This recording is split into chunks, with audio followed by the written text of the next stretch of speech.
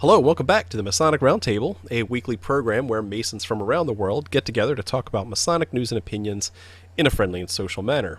As a reminder, the thoughts and opinions expressed here are solely the opinions of the participants and do not represent any Grand Lodge statements or positions. Make sure you keep your conversations open for the public and on the level.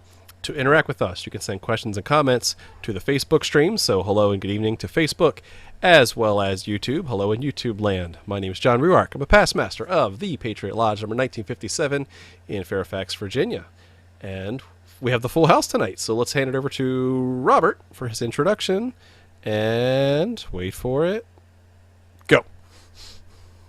Hey, Robert Johnson here, Waukegan Lodge number 78 past master, current sitting secretary at Space Novum Lodge 1183 in Libertyville, Illinois. Thanks.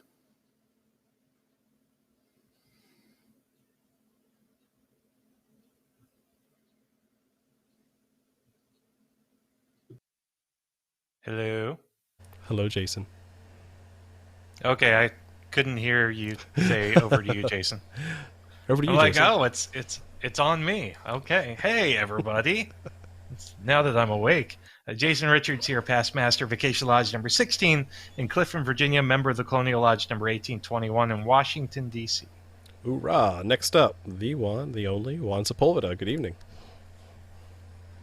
Hello, everyone. Juan Sepulveda here from Orange Blossom Lodge number 80 in sunny Kissimmee, Florida, and the brother behind the windingstairs.com. Good to see everyone. Awesome. Last but not least, rounding out tonight's hosts, Mike the Intern. Good evening, Mike. Good evening. It's Mike the Intern, Mike Hambrecht, or Hammy, depending on what you prefer. And I'm here from Lakeshore Lodge number 307 in Madison, Ohio, where I am the current junior warden and lodge education officer. Good evening, everyone. Good evening. I don't care what you call me, just don't call me late for lodge. Ah, right. See what I did there? Okay. I want to thank all the patrons who've been supporting the show for the past year, especially during the pandemic. We keep upgrading tech, and it's all thanks to you that we make this thing a little better every time, so thank you in advance. And if you want to help support the show, head on over to patreon.com/the Masonic Roundtable. Chip in a few bucks. We do appreciate it. Tonight's topic is, guess what? It's con time. So, in case you haven't picked up on a theme, we really like to talk about Masonic cons, Masonic conventions, and last weekend was a doozy because it was one that we really haven't seen before. So, I'm going to hand it straight over to Robert to open it up. Tell us what con happened last past weekend, and why are we asking you about it? Yeah, why Robert? He didn't have anything to do with it. Nothing at all. Nothing. Yeah, I didn't do any of it. So we had Masonic Con Chicago, which we had a really larger gathering of Masons officially, unofficially, since COVID started. So we did some in 2017, and then I went to Camp Masonry, and then I went to Attleboro, Massachusetts for Ezekiel Bates's official big Masonic Con, and that's when I realized how big these things could really be. And then Camp Masonry got bigger, and then Dago Rodriguez out on the West Coast put the Hollywood spin on it, and it was just like, this is amazing. And every time I would share something in either the Indiana Facebook groups for Freemasons or the Illinois groups for Freemasons, I would get this questions. And they would say, oh, that's cool. Wish they would do something here. Or when's it coming here? And I just would keep saying, like, when you do it. But after a couple of years of saying that, I just got a wild hair one day, and I said, you know what? I bought a .com, and I built a website, and then I contacted a few of you guys and some other folks outside, and I said, would you guys do this if I picked a date? And they all said, yeah, sure. I said, okay, cool. So we just did it. Like, so we planned it in like a day. What's the old saying? Like, if you want something done right, do it yourself. Yeah. Well, so also, I should also mention, not only did we do this to prove a point, to bring this, to the Midwest, but we did it to prove a point that anybody can do this with the right resources and connections and some elbow grease.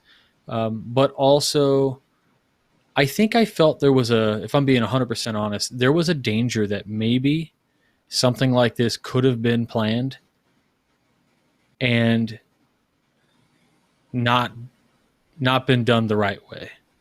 So I said, we just got to do it now or never to protect it. And so we did it. So what do you think you were trying to get ahead of? What do you mean not done the right way? So I think maybe there are brothers who are well-intentioned that maybe would not have the ability to have the connections, and maybe it would have turned into something a little bit festivally Grand Lodge-y instead of grassroots Masonic speakers who, are not grand, air quote Grand Lodge or whatever. And nothing against that. I mean, I love that. I mean, I think there's a certain amount of Grand Lodge buy-in that is always appropriate to have. I just worry when Grand Lodge puts things on, it's like when they do anything for us, right? It's like you get pens and folios. You don't get, and it's very conservatively done. Yeah, that's right. And everything has to do with the ritual or the administration or, the standard leadership of the membership stuff. And, you don't get cool presentations like Jason's Noahide. You don't get cool presentations like your data thing that you did for us. And like, that's what I think is valuable and necessary, is to do that stuff, but also expose brothers around a state who've never heard anything outside of a Grand Lodge thing. I was telling my wife, I said, if I was going to do this again, I said I wasn't going to, but if I did, I told her this just 2 days ago. I said, I already know who my first speaker is going to be. And she said, who?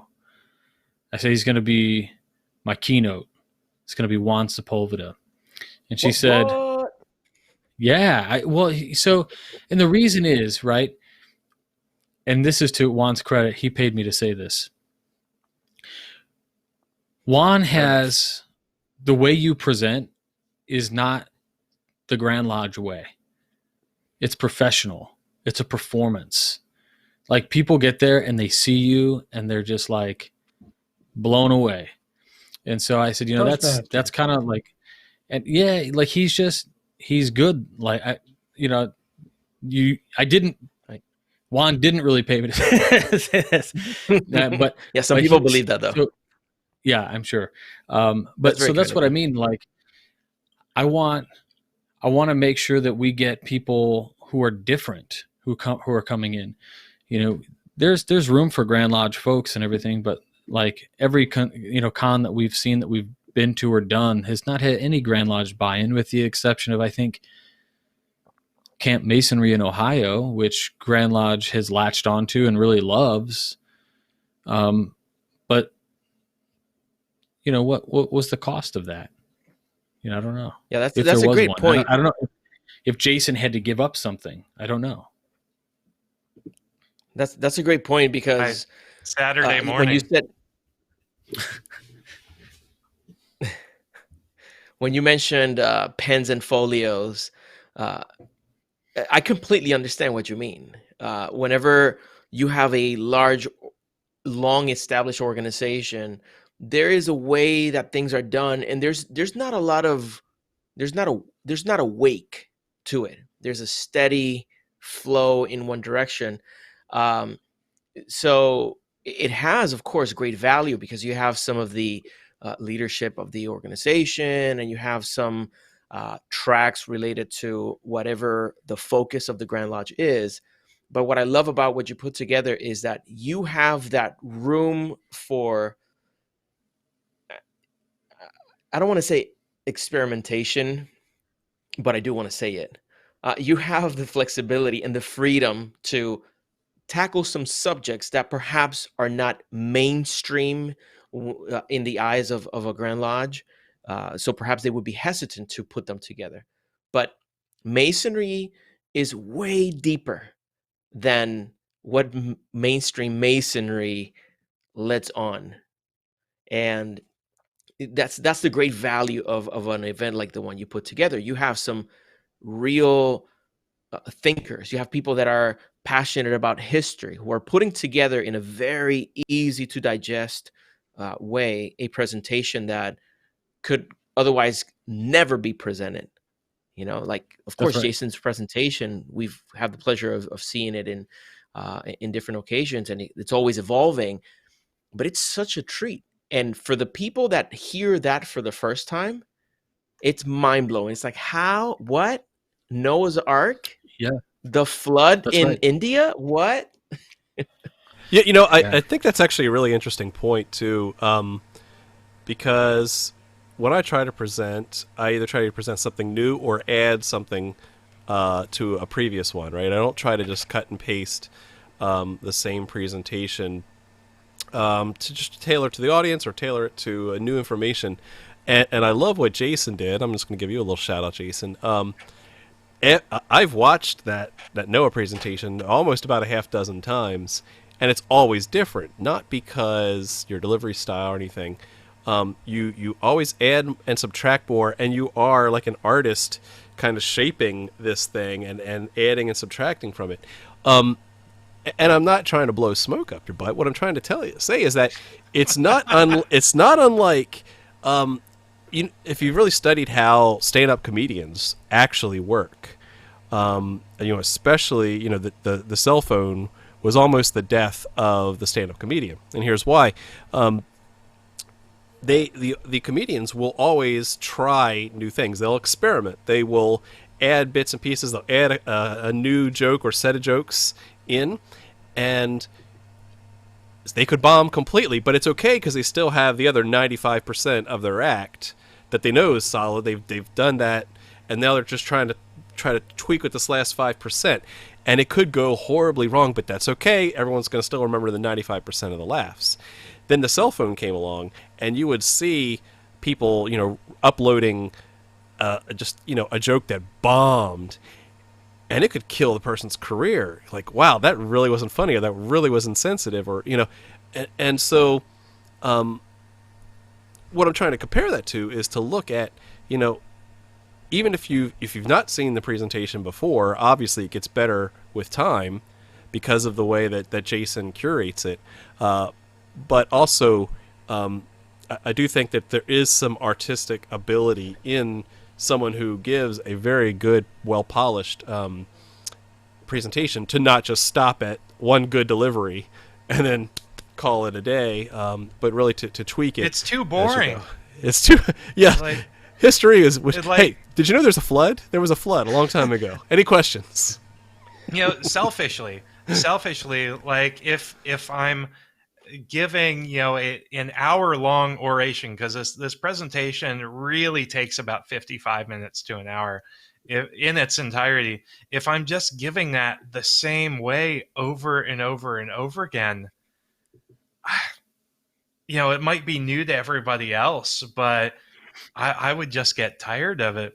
So, people will see this. As soon as I finish the presentation and we go to Q&A, I pull out a pen and a pad of paper, because I learned something from a member every single time I give this presentation. And almost invariably, a little bit of nugget that I learned from the audience makes it into the present the next time around. Mm-hmm. I wanted to mention something. I compare that comparison that you made with stand-up comedians. I think it's very appropriate for Masonic presentations. Let's say, for example, a conference like Chicago Masonicon or any other is like a comedian filming the special that you'll see on Netflix, right? And you do it one time, two times, and you combine it for the highlights. But you can give that presentation or abbreviation of that presentation in many different lodges. that have less of an attendance, that are near your house or something like that, and that's where you polish it. And the comedian does that in the stand-up circuit. Now, I know we've had episodes where we talk about the benefits of going to a conference. This conference that RJ put together had a very good mix of telepresence and physical attendance, of course, with an immaculate attention to social distancing. So I commend you for that. But what happens is, if you think like, what's the benefit of going to a conference when there's 100 different videos that I can watch on the Masonic Roundtable, Whence Came You, The Winding Stairs, et cetera, and it's the same as if you were to talk about a business conference. I know I've mentioned this in the past. I try to yearly attend a podcasting conference, and you would think, oh, it's just a fun time, but you have this congregation. It's like a concentrate of all the good stuff that you can find on the internet, right? And you get to build some personal relationships. How many personal friends do we have that we've acquired in our Masonic travels? A ton. Right? Yeah. And it's very different than receiving some random friend request on Facebook. Right. Very different. When you actually, that most of us decline. Yeah. Yes. But whenever you actually get to look in the eye of a brother and have a conversation and have a connection, events like this present that opportunity where you actually get to build these bonds. And lastly, the event we did in Manassas, last year, I think it was, you had a very specific topic. It was the esoteric, it was niche. Mm-hmm. Exactly.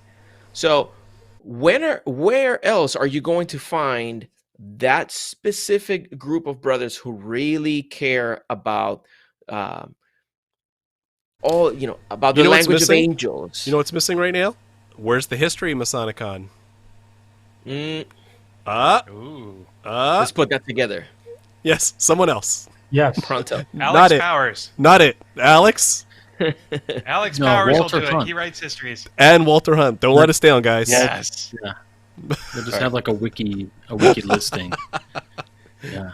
Click on your favorite topic. Yes. So when are we taking one to the UK, though? 2021? Yeah. That's a good question. The real 300. Celebrate the 300? Yeah. After COVID. After COVID. That was one of the weirdest things. Juan, you had said like you gave me props on basically ensuring that we followed state guidelines. And I'm actually, while we talk here, I'm pulling up my survey satisfaction results from Masonic Con Chicago. So after we finished, I said, I want to know what people thought of the convention. And so we wanted to make sure we sent that out. And of course, we sent this out after we made sure that everybody got their packages, who attended virtually, and then everybody could sign on and watch the presentations that they missed. So everybody who bought a ticket actually got a request, create a login, a password so that you can log on to Masonic Con Chicago and watch those presentations. And, I've had a couple people say, hey, can I get a link to that? And my answer is, and I'm not trying to be a jerk, but if you're one of those brothers out there who maybe had asked, the issue is that it's an equity issue. These people bought a ticket to ensure that they could see this stuff. So if I just gave it away for free, it's just hook me up. It's like slap. Come on, man. I thought we were friends. You need 150 other people who paid for a ticket to say, yeah, okay. Yeah. So, but to that end, then we sent out this satisfaction survey. I wanted to make sure I got everybody their content, asked how we were doing. But I also, I wrote the survey to make sure that it really was looking at pulling everything I could negatively. I wanted to bring all the negative stuff to the forefront. And if we did a good job anywhere, I wanted to make it hard for you to tell me that. Because I'm heavily critical, and I want to make sure we have the closest thing to the the perfect con, which this obviously wasn't. But to the COVID question, I asked the question regarding the COVID-19 in-person precautions, were we not cautious enough all the way to overboard? Like we went way too far. And believe it or not, 40% of the respondents said we were perfect, right in the middle, a 3 out of 5. But 25% said we were overboard.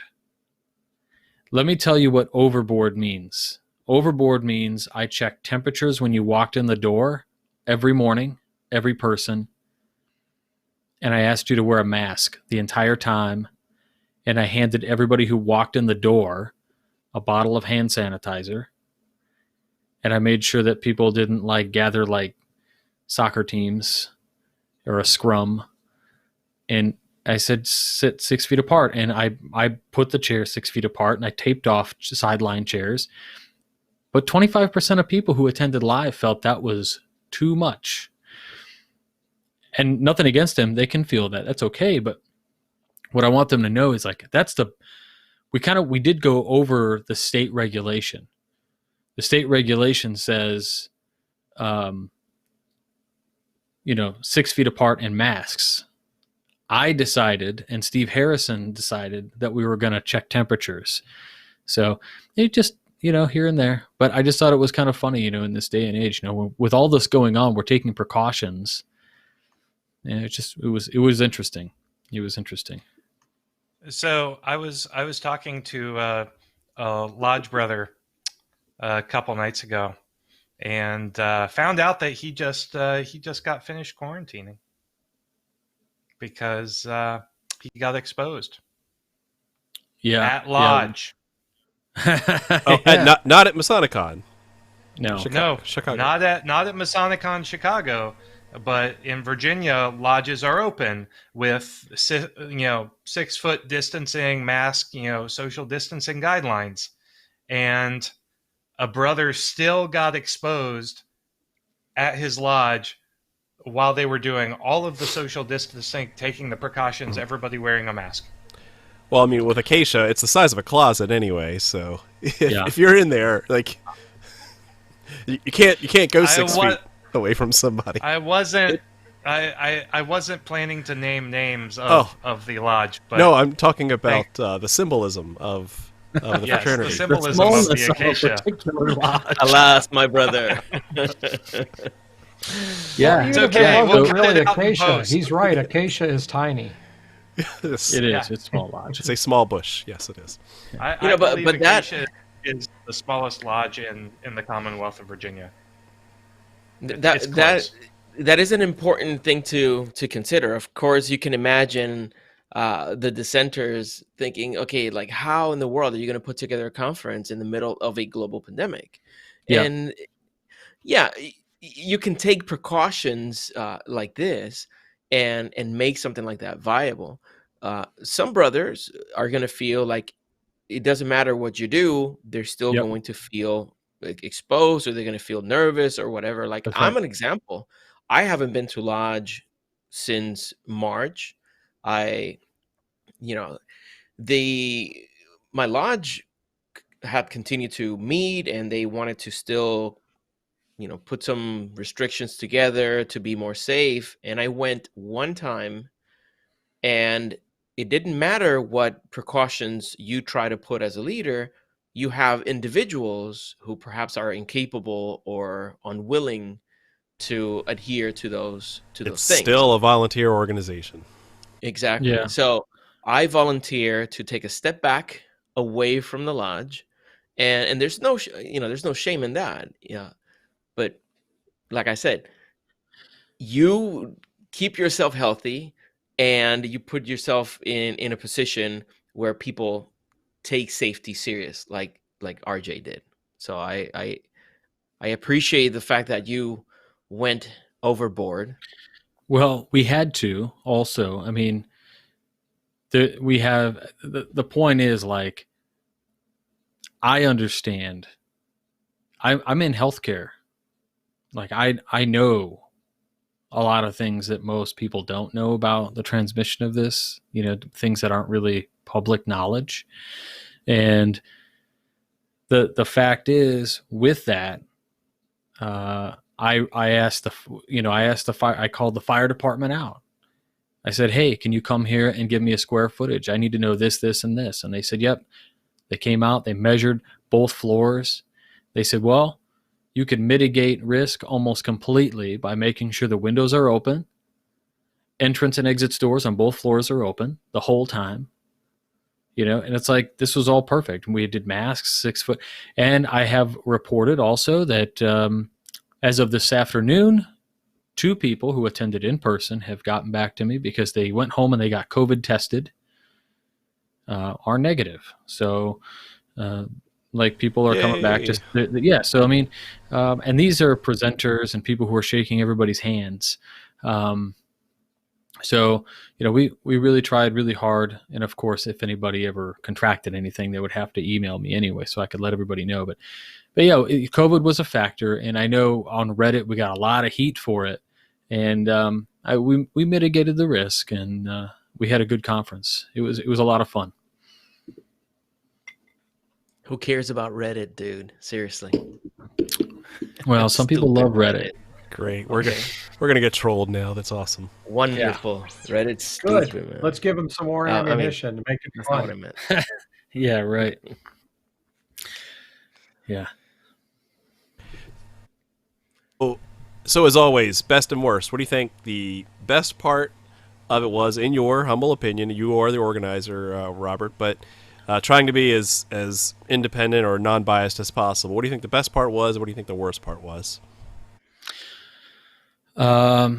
Always, as always, I am super heavy critical on anything that I'm doing. So, I think, I had a handful of things that I personally could have done better. I didn't introduce every speaker before they went on, right? Afterwards, sometimes I would give their bio after they would talk or whatever, just, some flighty things that were happening to me. But I think, the overall, if I'm looking objectively at the event, what went the best? I think what went the best really is if it'll be yet to be seen, really, that nobody comes away sick. I will love that. And I don't think anybody will get sick.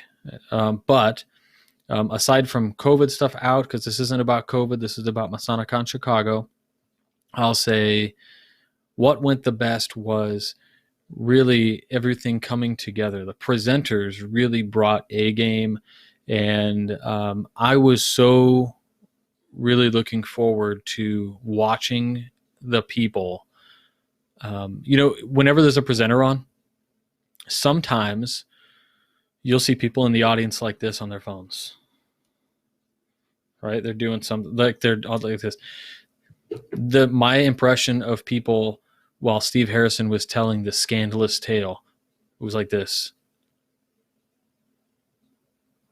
Edge of their seats.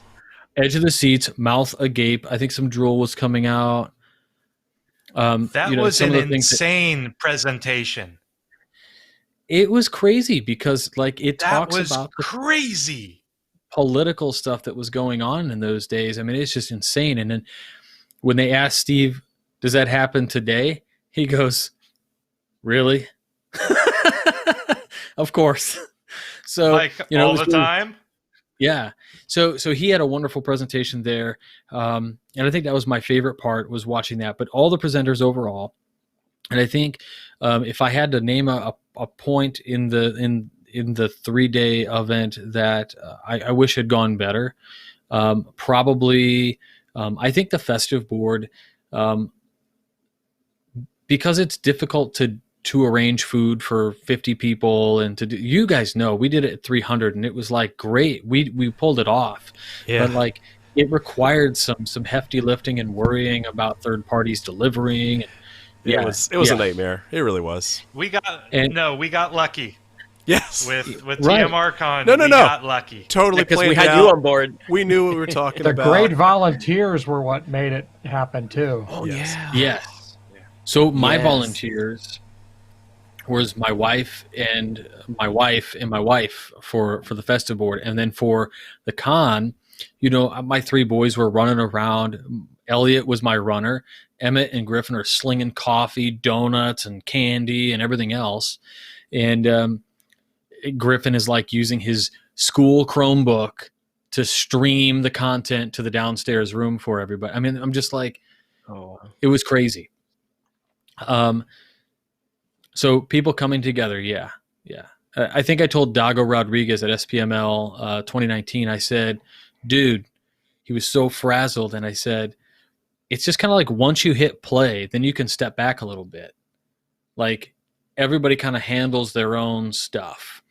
When I had a Zoom issue this past weekend, Joe Martinez running up, mask on, and this is all I hear. You guys ever watch Archer? A little, yes. Okay, so if you watch Archer... Are we really not doing phrasing now? Lana Kane's pregnant, and she's running after to save Archer, and she's like, sorry, baby, sorry, baby, sorry, baby, sorry, baby. Like, right? This is Joe with a mask on. He's like, daddy's coming, daddy's coming, daddy's coming, daddy's coming. He was kind of funny, right? Because he came up, he saved the day with Zoom when John or Jason was having an issue, and like everybody just kind of pulls together. It was John. Okay. I had no issue. No, it was Jason. But yeah, so the most difficult part in Room for Improvement was festive board. And looking back, like, I'm thinking I paid for a liquor license, so I got to have wine on the tables and stuff. And I probably could have taken an extra step. It's like I could have said, hey, so-and-so, show up with an entire bar and serve drinks and cash bar it, whatever it was. Because we were at the Civic Center. I wasn't even in the lodge. So, I mean, there's room for improvements, and it's all like kind of afterthought now. But yeah, presentations and fellowship really went off, and people enjoyed the networking. Worst part, just logistical things I overlooked, But, I mean, it happens. Cigar and bourbon bar. A cigar and bourbon bar, yeah. I mean, I'm not a cigar guy, right? But I'm not going to hate. Like, if that's what dudes want to do, like, yeah. This promotes the fellowship. It promotes the networking. All these things. So, yeah, that's like that kind of reminded me of like the first like Masonic Con in Attleboro that I went to. Mm-hmm. It was like walking into a Vegas casino because there was something to do for everyone. If you just wanted to hang out and smoke cigars all day, there were dudes that hanging out and smoking cigars all day. Didn't listen to a single presentation. Didn't go to a single vendor table, and vice versa. There's some people that just zoned in on the presentations. There are some people that were just buying ties. Yeah, that's something that happens, I think, over the course of time once you have a couple of Masonic cons. Because this being the first one, something that I witnessed was that almost everybody, when a presentation was about to come on, everybody upstairs into the room. And I was like, okay, that's cool. But what I've witnessed, so the great example is Camp Masonry. Jason Shammy puts this thing on, and there's like 4 different presentations going on at one time. You actually have to pick which one you want to go to. So it's like campus style. And that's kind of like what we did. Yeah, I liked it too. I think if you have enough people, it's great. If it's like a smaller gathering, maybe it's not great because then somebody suffers and gets a smaller audience, and you don't want to hurt somebody's feelings. But I mean, it's business, right? So, but what I was thinking would happen was like more people would stay downstairs maybe for a presentation and not come up. But then I reverted to this thinking. Everybody said, when is this coming to the Midwest? When is this coming to Chicago? And so there's thirst. The thirst was there. And so nobody's going to miss the presentation. Everybody's going to run upstairs and want to drink from the fountain. We had such great presenters. Like Alex Powers, I think we have one of the coolest pictures. You can barely tell it's Alex, but he's presenting and the room is like, presentation started at 9:30. I wasn't going to like wait around until the audience built up because there's people watching online. and he just started, and it was just everybody in the room. I was like, holy cow. Everybody in the room, it sounds crazy. It wasn't that packed. It's a large lodge room, but it was just like, it was really cool. You realize how thirsty people are for education at this point. Yep. And so that's, you did build this to prove a point. At the same time, it's like, dude, the demand is there. It's supply and demand, economics 101. Yep. The demand is there, and you just proved it, right? That, okay, fine, we'll host one here in the Midwest. We'll host one in Chicago. Yep.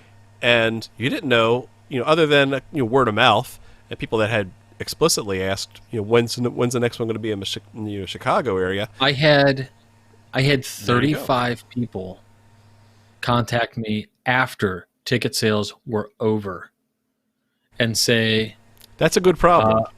They said, hey, if somebody cancels in person, can I take their spot? Oh, I love it. I was able to give 3 people a ticket. I refunded 3 guys who said they couldn't make it. And, our ticket sales were $165 to come in person, which included the price of a meal. It also got you a coin, a pin, a subscription to a magazine. And then, the rest of it is like billed into paying for lodge and, paying for a carpet cleaning at the lodge after, all the stuff. Yeah. We're just like building it all in.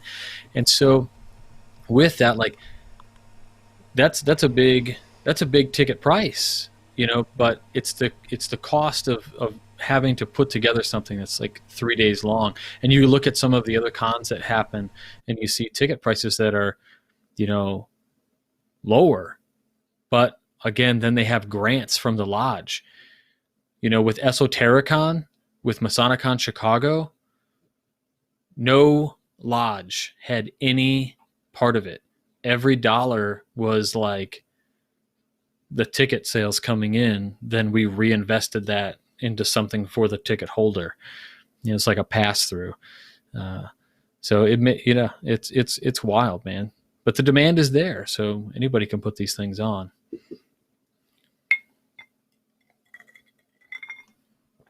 So I was actually thinking, I know you kind of already said it here once, RJ, but I'd like to thank all the spouses of everybody that was a part of this, especially obviously Corey, because she helped out so much and supports you so much in all of this, but the wives and spouses of all the speakers who allowed them the opportunity to come in and actually speak and participate in all this.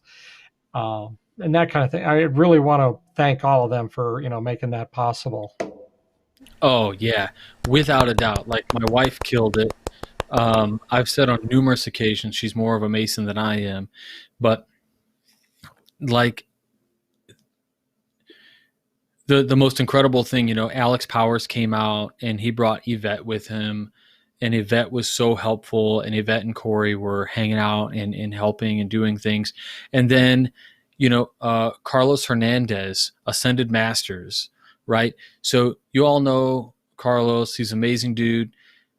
His wife is always there. Yeah, there you go. Remember, it's great. His wife was there. And I think her name is Sandra. I'm really sorry if that's not your name. But some woman named Sandra was with him. I don't know who it was. Yeah, right. He'll get beat up now. But she was helping Corey get Steve Harrison bought a whole lunch for everybody. He bought lunch for like 70 people. He sent me the money. I handled it. We got it catered, and like everybody got a sandwich. Most of them got seconds. Wow. Chips, drink, soda. And here's Ascended Masters, Carlos's wife.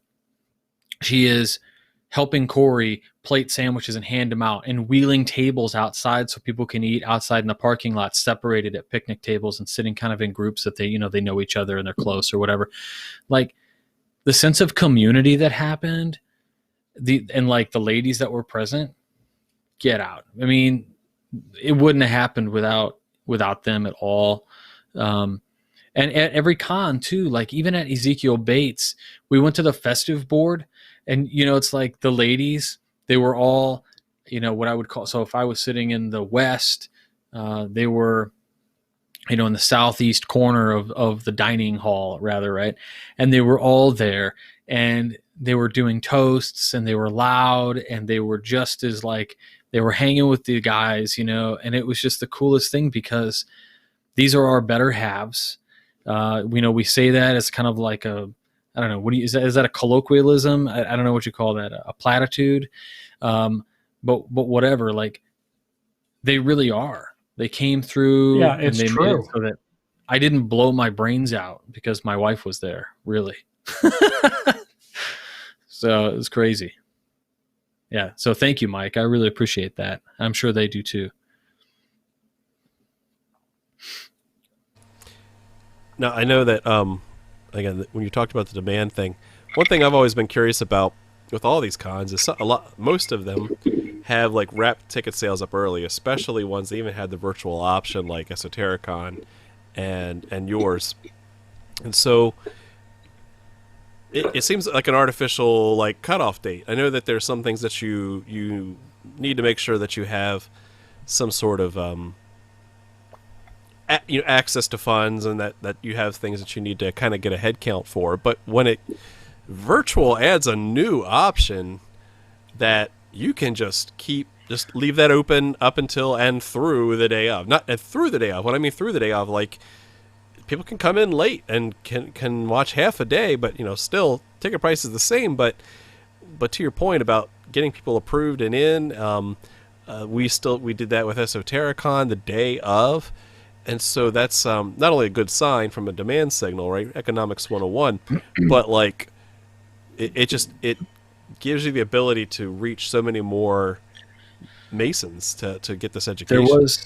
There was that. We got a lot of guys who initially did the executive in person because we were only going to be an in-person conference. I gave refunds, respectively based on price, and after PayPal takes a cut of the fees, but we gave refunds to people, which really was the cost of the meal, their share of the meal cost, and then maybe a little bit more.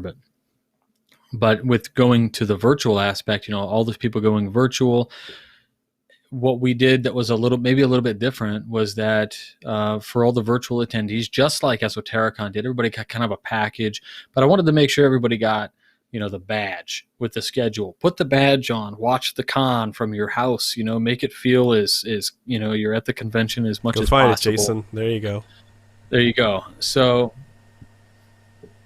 Jason's got the red lanyard and all, so he was virtually upstairs at the at the VIP room, free granola bars and espresso coffee.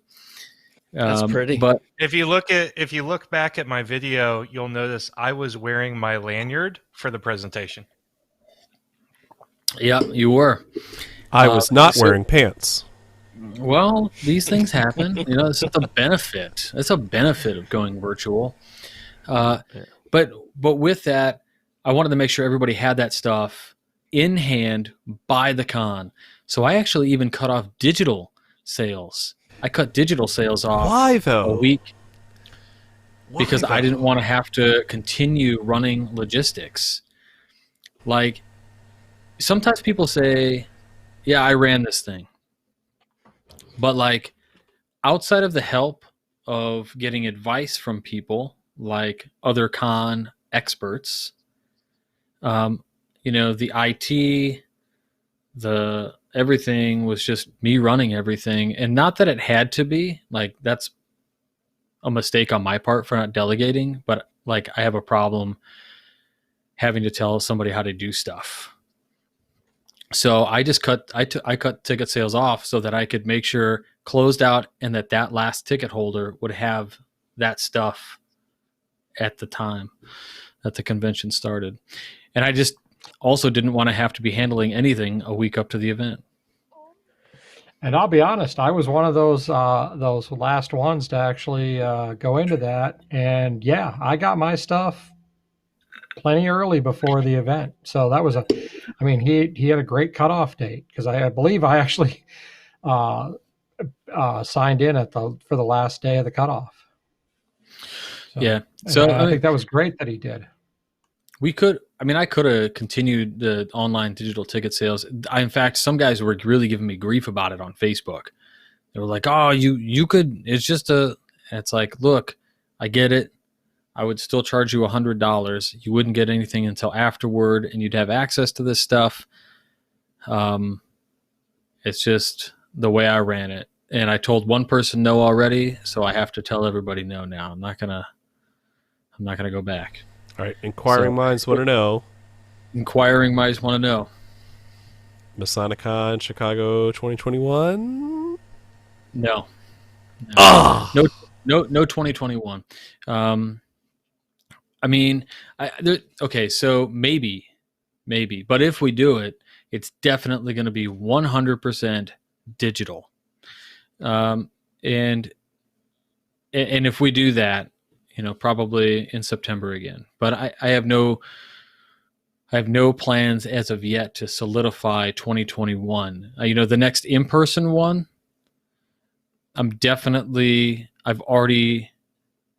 Steve Harrison pulled me aside on Friday night and he said, RJ, I think you really need to do this again. And I said, no. And he said, when COVID-19's all over, you should do this again. And I said, okay, because I can't tell Steve no. No, you can't. And I know I know he's probably listening. And No one can. He was kind of the final. Yeah, that's right. He was kind of the final nail in the coffin, actually. My wife came to me and she said, I know you keep saying this, but I think it's wrong.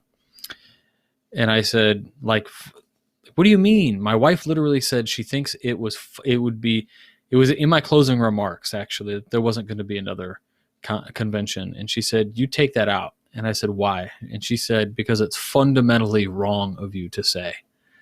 And I said, okay. And so then I heard from Steve. And so we will have another Masonicon, I think, most definitely 2021, maybe likely a virtual event, 2022, probably in person. And I think I've got some great offers for assistance from Brothers of Pleiades Lodge out in Westchester, Illinois, who want to assist with it a little closer to Chicago proper. Oddly enough, the one lodge that held the first symposium I ever went to that had like Rob Hurd and Charles Harper come out. And so they've always been a real heavy education symposium type lodge anyway. So they want to help with it. And yeah, so I think there will be another one. I just can't guarantee when, but it'll happen. All right. Well, that's a good time, a good point to shift into the last segment of the night, which is shameless plugs and final thoughts. We're going to save you for last, Robert, to give your final blessing on the Masonicon experience. So, so take that. Jason, over to you. Shameless plugs, final thoughts. Final thoughts. Masonic Con Chicago was fantastic. It was a great event. I'm sorry I couldn't be there in person. Jonathan and I had to go virtual, but the presentations were fantastic, and it was really good mix of presentations and speakers. You had everything from Joe Martinez with something just incredibly academic and esoteric to Steve Harrison, who showed a very personal side of Masonry, to like Alex Powers, who really tackled the solemnity of Masonry and why we do what we do. And it's just such a great mix of absolutely everything from the standpoint of a Masonic education. I think the balance that you struck with your breadth of topics and breadth of speakers was phenomenal. Something I haven't seen before. So good job, Robert. It was a great event. You did a fantastic job. Yay. Okay, Juan Sepulveda, final thoughts, shameless plugs. Well, RJ, I love that you put this together. I know that organizing something like this, it takes a lot. It takes a toll on your patience, on your time, on your finances. even though people, a minority may think, oh, you're doing this to make a quick buck. Like, we've put some of these together, and like, that's not the goal. The goal is to actually come together. Yeah, there's no And money. I mean, let me straighten that out. Go ahead and finish. I'm sorry.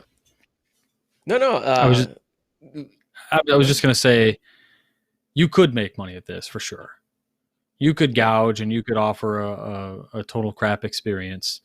But if you do it right, you're taking you've got a good solid P&L. You divide the cost of the event over the number of tickets, and you just do that, and then you walk away with the same amount you had in your bank account before you started.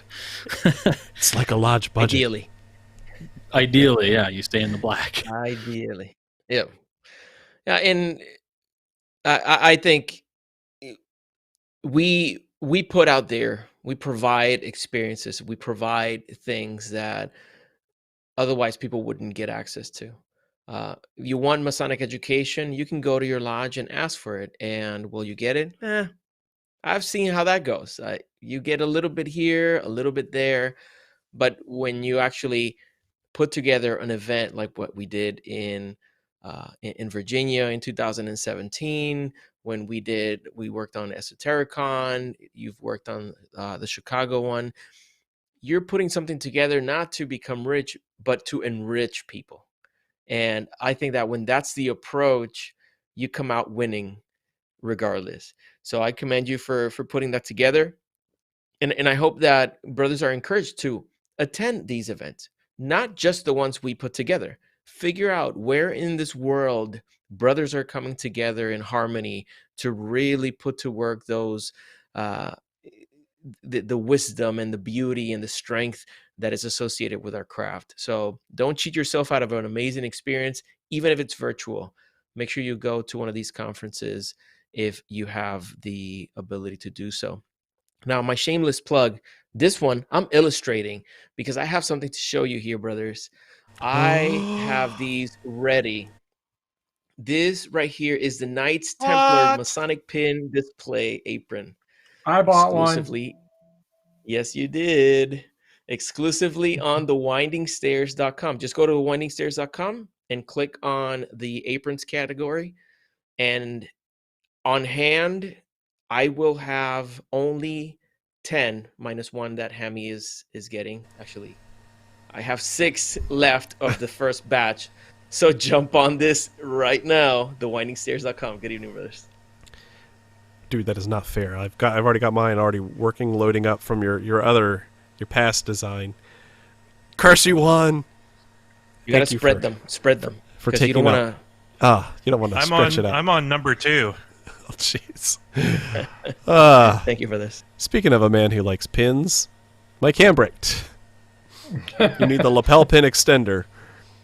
That's right. Yeah, but see, I do have, if you look behind me, I have his other design there too. And I can't wait to get that Templar apron because that's where all of my definitely Templar pins that I have on there are going, and possibly the rest of the orc, right? Mine is Blue Lodge, of course.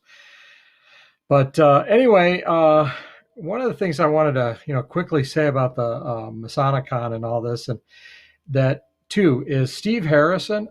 When you do this next one, I actually have to be there because I have to see him again. I haven't seen him in so long. It's not even funny. And second, I was already a fan of Corey's when she told you weren't allowed to quit doing Whence Came You. But now, I mean, to have her even tell you that you kind of have to consider doing this again, I'm even a bigger fan. So, I mean, this is, that's where that thank you comes in really big time, is, to the spouses of everyone.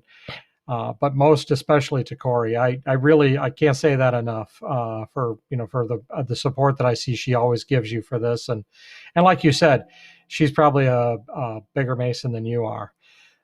So back to that. Thank you very much, Corey. And, I can't say it enough. But I am looking forward to you doing a next one and actually helping out as much as I possibly can for that. So, Yeah, I'll be there for it in any way you need me. Excellent. All right. So Robert, I'm going to hand it over to you for your final thoughts. Chicago Masonicon 2020. Yeah, it was a really great event. I think everybody brought their A game plus some. I can't thank enough our people who came out, our presenters who came out in like in the wake. Yes, it's a global pandemic. Yes, there are precautions. All of that, and we took those precautions, and we did even more, and we did everything we could to bring this kind of event to the constituency of the Grand Lodge of Illinois and anybody willing to show up. And we had over 30 different grand jurisdictions represented. We had 2 provinces from Canada represented. And in thinking about all that, it's just astounding. Gary Meisner asked me if he said in the chat, you said you wouldn't do a hybrid event again. And I said, well, it's kind of rough. I need a lot more tech and IT guys. And he said, no problem. I have 10,000 PCs, so got you covered. So I guess we'll do something. I said, okay. And Esoteric Fitness out there, he said, one question remains. Was there any pancakes served at any point? No, there wasn't. But Not a real conference. Not a real conference, right? But I will say this: if we do the in-person event at some point, we're going to get Joe Martinez's mom's pancake recipe. We call them magic pancakes. We're a big pancake eating house. Maybe that's why I'm so critical of lodge pancakes. But anyway, she makes the best pancakes, so we got to get that recipe, and then everybody will know we really could take over the world with that recipe. I'm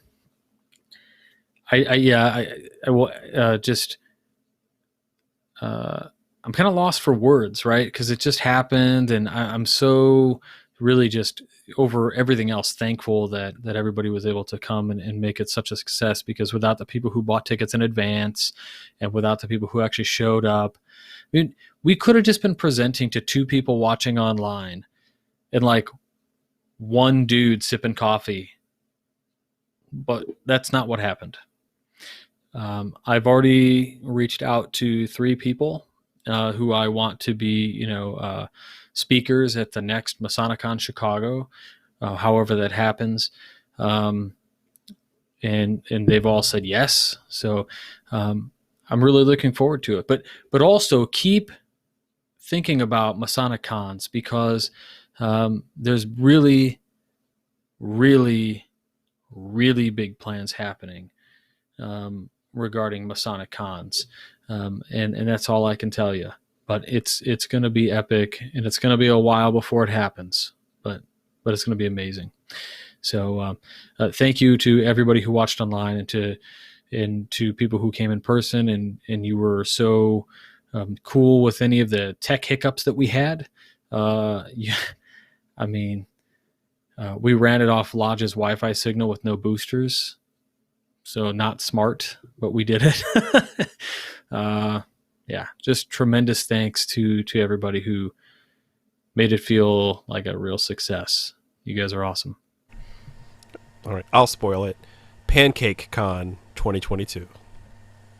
I'm sorry, I had to go there. That's a secret that's too good to give up. Pancake Con.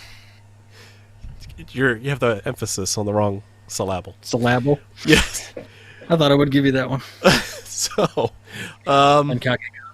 yeah, the great job, Robert. You guys did an excellent job of pulling that off, and I know that it is truly a labor of love. It's truly something that many hands make great work, and so kudos again for running that and for accommodating virtual presenters like Jason and myself, and virtual attendees like the almost 100 people that logged in remotely.